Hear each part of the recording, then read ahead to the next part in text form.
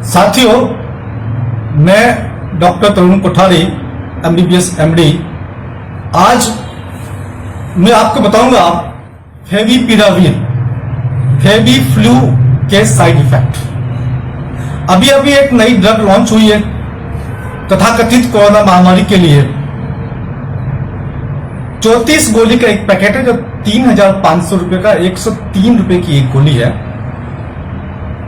फेविफ्लू जिसका कंटेंट है फेविपिराविर, उसके साइड इफेक्ट पे आप चर्चा करते हैं। मैं आपको एक साइट पे लेकर चलता हूं, cdc.gov सरकार की साइट है, आप चेक कर सकते हैं। गर्भवती महिलाओं को यह दवाई बिल्कुल नहीं देनी है। क्यों? क्योंकि टीरेटोजेनिक होती है। अब ये टीरेटोजेनिक क्या होती है? इसका मतलब होता है कि जो गर्भ में जो शिशु पल रहा है आपके गर्भ में, उस बच्चे को ये दवाई नुकसान पहुंचा सकती है, पहुंचाती है। क्या क्या नुकसान पहुंचा सकती है? उसके दिल में छेद हो सकता है, बच्चे को कैंसर हो सकता है, जो हो सकता है कि बच्चा पैदा हो तो मालूम नहीं चले, बाद में मालूम चले 5 वर्ष बाद, 10 वर्ष बाद, 20 वर्ष बाद।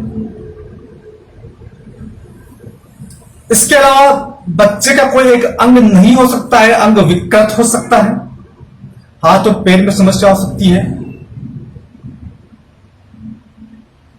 चेस्ट में समस्या हो सकती है, हाथों में बनावट में कोई समस्या हो सकती है, उसका आर्म या फोरआर्म दोनों नहीं हो या एक नहीं हो।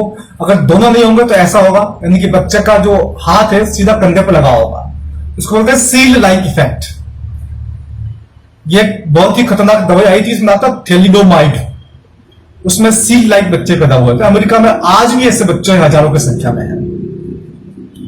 ये तो दवाई आ चुकी है, आप ले लेंगे, खा लेंगे, बाद में साइड इफेक्ट होंगे तो बच्चे तो आपके परेशान होंगे, जीवन तो आपका नष्ट होगा।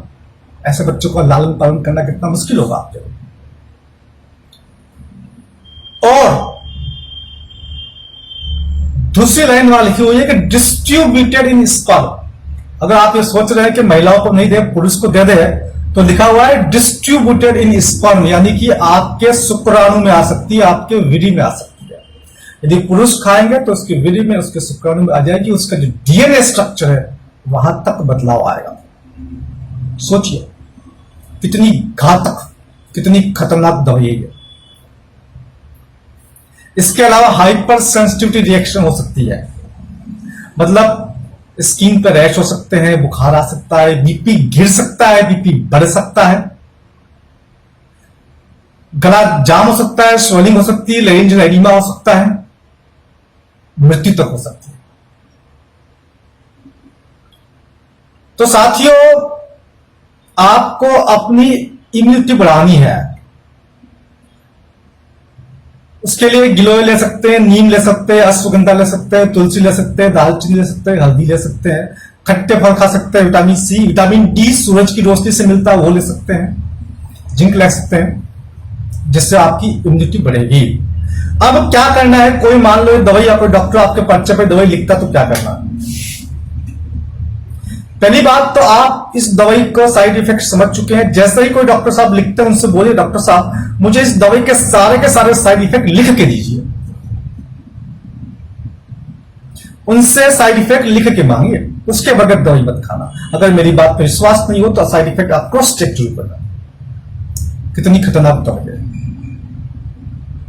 उसके बाद जो दवा कंपनी क्या कहती है कि माइल्ड टू मॉडरेट इन्फेक्शन के लिए, मतलब 3 तरह का इन्फेक्शन होता है, माइल्ड, मॉडरेट, सीवियर। आप समझिए, माइल्ड छोटा मोटा, मॉडरेट बीच का, सीवियर मतलब खतरनाक, थोड़ा हाई लेवल का। तो ये माइल्ड टू मॉडरेट को काम करती है। वो माइल्ड टू मॉडरेट तो अपने आप ठीक होता है, उसको तो दवाई की आवश्यकता ही नहीं होती है, तो फिर दवाई करेगी क्या?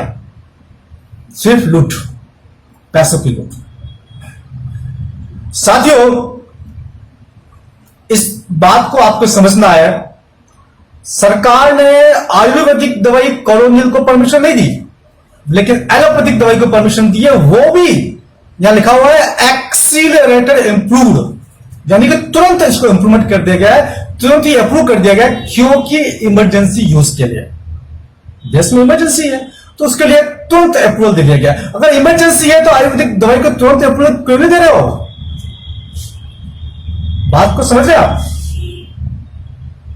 आयुर्वेद में इतना पोटेंशियल है कि 1 करोड़ परिवारों को रोजगार दे सकता है।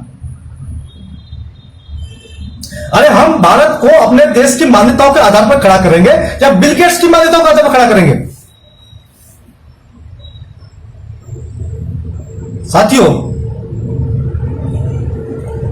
हम सब लोगों को मिलकर के देश के प्रधानमंत्री जी को, देश के कैबिनेट को, राज्यों के मुख्यमंत्री जी को, उनकी कैबिनेट को यह बात समझानी है कि एक साधारण बीमारी के लिए आप जो ये कॉलर ट्यून लगा रखी है, आपने जो सैनिटाइजर का बात कर रखी है, ये जो सोशल डिस्टेंसिंग, लॉकडाउन, अनलॉक, इसकी किसी की आवश्यकता नहीं है। जो साधारण सर्दी जुकाम होता है, इन्फ्लुएंजा, उससे प्रतिवर्ष 10 लाख से 20 लाख लोग दुनिया में मरते हैं। और आप कोरोना का आंकड़ा उठा के देखिए पिछले 6 महीनों का, तो वही मृत्यु दर मिलेगी जो सामान्य जुकाम की मृत्यु दर होती है। 10 लाख से 20 लाख इन्फ्लुएंजा की जो मृत्यु दर है, वो ही मृत्यु दर कोरोना की है। इस बात को आप नोट कर लीजिए और एक एक व्यक्ति को समझाइए। हमारा देश बर्बादी की तरफ जा रहा है, चूंकि मैं देख नहीं सकता, चिंतित हूं, इसलिए बार बार प्रयास करता हूं आप लोगों को जगाने का और आपके माध्यम से भारत की जनता को जगाने का। साथियों, यह मैं आपसे अपील करता हूं फिर एक बार कि देश के प्रधानमंत्री जी को समझाए कि वो बिल गेट्स की बातों में ना आए, बिल गेट्स के षड्यंत्र में आकर के वैक्सीन वैक्सीन वैक्सीन की बात न करें। इस समस्या का समाधान हमारे देश के अंदर है। ये एक मामूली समस्या है, मामूली सर्दी जुकाम है, मामूली इन्फ्लुएंजा की इसकी डेथ रेट है, और मात्र 5 दिन में, 7 दिन में, 10 दिन में देश कोरोना के संकट से मुक्त हो सकता है। इस बात को प्रत्येक व्यक्ति को समझाइए और इस संदेश को प्रत्येक व्यक्ति तक पहुंचाइए।